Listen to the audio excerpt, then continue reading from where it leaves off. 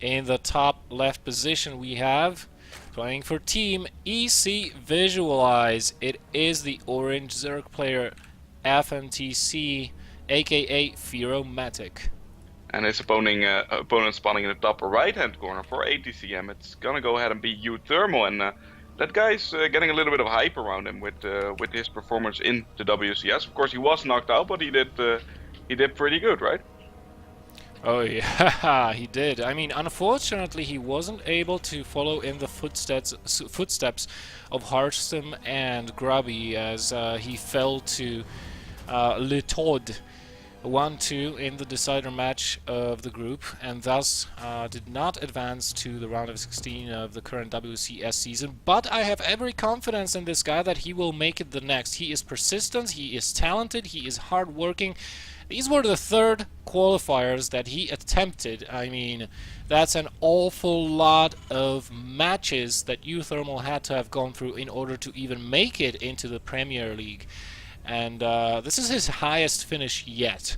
And he just keeps on climbing up and up from season to season, from one attempt to the other. So I have no doubt that we will be seeing quite a lot of him in the future. Yep, and his opponent FMTC, Fearomatic, as we've learned in the last cast. Well, he's playing pretty well, but it's gonna be a little bit of an uphill struggle, I feel like, during this game.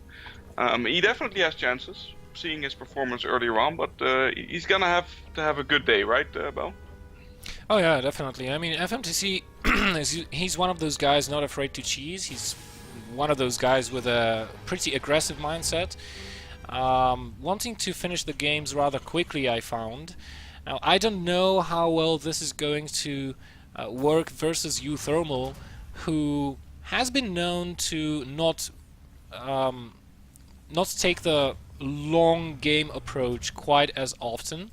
Oftentimes we see him just staying on two bases for a while longer than the majority of Terran players and just go for a very high pressure aggression, if not even for an outright attempt at killing his opponent. There's the first Reaper being produced out of the barracks, so very common opening here by both players actually. Hatch first, pool. No gases just yet. This is a good map to do a gasless 4-queen opening on.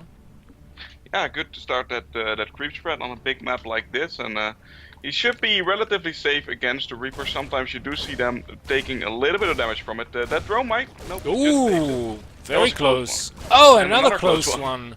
A Spore Crawler. Nicely done. There should come a cancel on both of those. And right now FMTC should be looking to keep his Zerglings on creep, preventing losing any of those. Has been forced to make a couple more. The Queen is not yet out at the natural base, which is, you know, not making it very easy for SMTC here. Oh, now the Lynx got into the way and he lost that drone. He lost 2 drones so far and 2 Zerglings, I think, but he's definitely taking a little bit of damage from this, and that's a small risk you take as a Zerg player when you have a hard time macroing. I think that he should have maybe transferred the weaker drones to his main after they took some damage, because he was picking those off, but 2 Reapers doing a lot of damage here, Bill. Yeah, they are, and 2 Reapers, you know, that's double the damage, and they will be able to pick off drones way more easily. Those Lynx without speed, you know, this is the one weakness of opening with without a gas, that you don't have the speed ticking, you're not waiting for the speed. Instead, you have to have perfect positioning with your queens and lings at all times, and uThermal is just so good with his multitasking, constantly jumping back and forth while getting up his infrastructure. He already has the command center down at his natural base. He's getting a third one actually, and producing Hellions behind all of this while keeping his opponent completely pinned down at his natural, unable to take a third base easily, which is usually what you want to do with this build. Yeah, I mean, FMTC definitely having a hard time holding this off. He still has an Overlord near the expansion of uThermal. Might get taken out if he stays there a little bit longer and 2 or 3 Marines come out. Nope, he's moving that. But just look at the infrastructure from uThermal. He hasn't really invested anything in the front side to defend, but he's just been making Hellions, getting that tech up. Stimpack already started. third command center underway, and he's looking very good early on in this game. And he's taking a pretty big lead here, Bell. Starting your third command center before the Zerg even thinks about expanding? Yeah, definitely. Right now, FMTC needs a Roach Warren. He knows that it is very likely that a Hellion follow-up will be coming off of this, and he just can't move out on the map with just pure Zerglings. He's lacking speed, he's lacking the numbers. The Reapers will always be able to pick off that drone trying to build the third hatchery.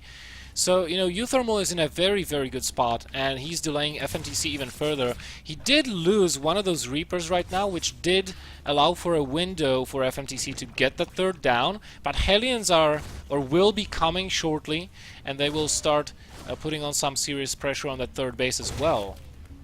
Yeah, I mean, he kind of is ahead in every situation here, and FMTC needs to start preparing for that aggression on the third base, and really has to pick off some good engagements there, because if he starts losing more, then it's just gonna spiral out of control. He does have a lot of queens, he is putting a lot of time and effort into creep spread, and that's going to be very useful against this attack, but the Hellions are already coming in, and this is gonna be a little bit difficult here. I mean, they're not targeting the hatchery right now, but how is he gonna mine from that?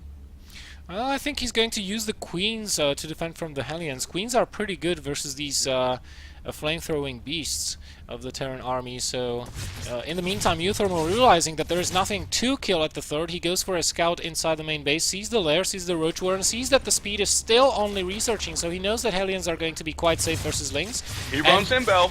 Yeah, he does. He's going for the kills. He doesn't care if these Hellions don't survive or not. He just wants to get all those drones. Nice splitting so far from FNTC, minimizing the damage. Queen's in a good position as well. A lot of those Hellions low on hit points. 1 or 2 hits will take care of them entirely. uThermal going for more drones. One more Hellion still staying alive, but finally goes down. When all is said and done, however, 9 drones have been killed. I'd say that's a worthwhile trade for uThermal here. Yeah, it's definitely a worthwhile trade, but that went a lot better than I expected there. When the Hellions went in, I thought they might do a little bit more damage, but the Roaches and the Queens did a good job fending that off just before any critical damage was taken. You can see though the supply is in lead of uThermal right now, but FMTC is catching up in drones, and if he can get a little bit of breathing room, he really needs that, then he can start really getting his economy up to shape where it should be. Yeah. But uThermal as well, he is setting up his infrastructure. He's approaching the 11-minute mark, which is usually the time when Terran players land their base at the third. And when their barracks, additional barracks and add-ons finish, we can see 3 barracks just about to be done in his main base. And this is where the macro of uThermal that he's so known for the past several months will really start to show. He's trying to buy some time right now with the double medevac drop into the main base, because he knows at around 11 minutes Zergs are mostly trying to prevent that third base from mining happily away.